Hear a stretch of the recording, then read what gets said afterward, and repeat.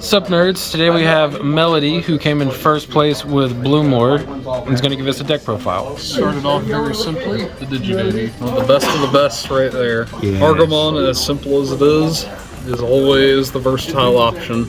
You're always going to need that extra memory no matter where you go in that match. 4 copies of Lalamon. I consider Lalamon a little better than the Palmon that can search cards, for the sheer fact that this picks up a Digimon and the Tamer that you're looking for. The Tamer is more important than ever in this deck. 3 copies of Draw 1 Palmon. These are just excellent to play at the start of the turn. Like, you're going first, Evo, play the Palmon, your opponent doesn't have much of a chance to respond off of that. 3 copies of Pobumon. So Pobumon is kind of a versatile piece, as all you need to do is suspend it, suspend something on your opponent's board. Suspending something on your opponent's board could lead to that extra check on your opponent's security, or could be the reason that one of their Digimon gets bot decked. The weirdest thing is having the 2 copies of Palmon from BT13. And then lastly for the rookies, 2 copies of Mushroommon. It's just a very simple 2-cost rookie that still hits the vegetation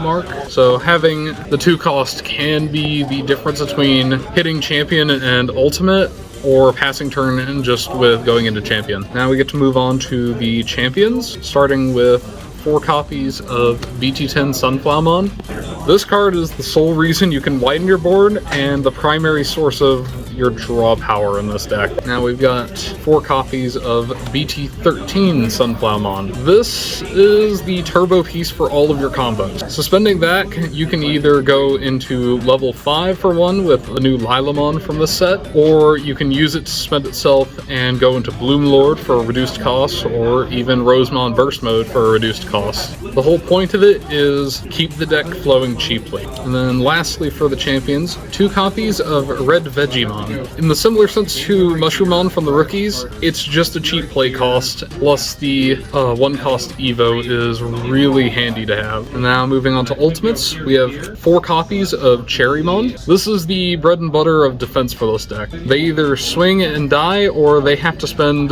most of their turn Evoing instead. Next is the new BT13 Lilamon. Lilamon is another very core essential piece for this deck.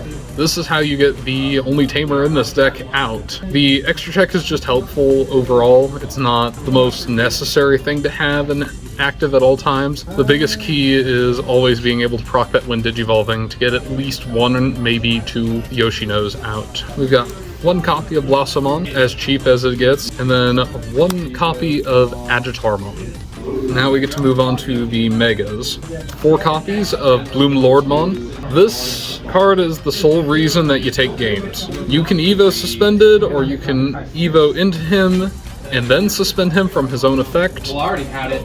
Gain at least 2 or more memory, and he'll unsuspend. Generally, I can hit 2 checks, but most of the time I'm hitting 3+ checks on my opponent's security. And then we've got 2 copies of Hydramon. This card alone is what traps your opponent and keeps their board completely shut down. They swing while you've got a large-scale board already suspended. You just kind of move your turn back to you. You Evo into it, suspend one of theirs, you've got a whole lot more suspended on your side, gain memory for it. The biggest thing that this does is the end of turn effect, where if you have 2 of your own suspended bodies, you can choose one of your opponent's suspended bodies and bottom deck it. And then my 1 copy of Rosemon Burst Mode. She's here in the deck for the sheer reason that I can reduce the Evo cost without needing Rosemon. I gain enough memory in this deck and reduce enough Evo cost with my other effects, where she's just really handy to have in that occasional situation. She is the biggest thing that in this deck that can fight Belphamon. Evoing into this before they go into Rage Mode, they can't unsuspend from Rage Mode. Now we get to move on to the only Tamer in this deck, Yoshino. Yoshino is effectively a turn extension. Getting to start with 3 is already big, but being able to start at 3 and then slowly move to 4, 5, maybe even 6, depending on what your Digibabies do, or how many Yoshinos you already have in play before you Evo. It can be a real game changer for just how much memory gain she really pulls off. Now we move on to the options. 1 copy of Hidden Potential Discovered. This is just the main staple for green decks. If You aren't running it. I'm not sure why. 1 copy of Grandel's Soul. And last but not least, 3 copies of Samadhi Santi.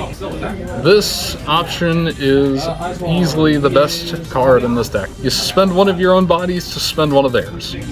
And they can't unsuspend during their unsuspend phase. But this can target Tamers, so you can actually lock down stuff like Black War, or really any deck that's Tamer reliant. But this also can stun Digimon just as easily.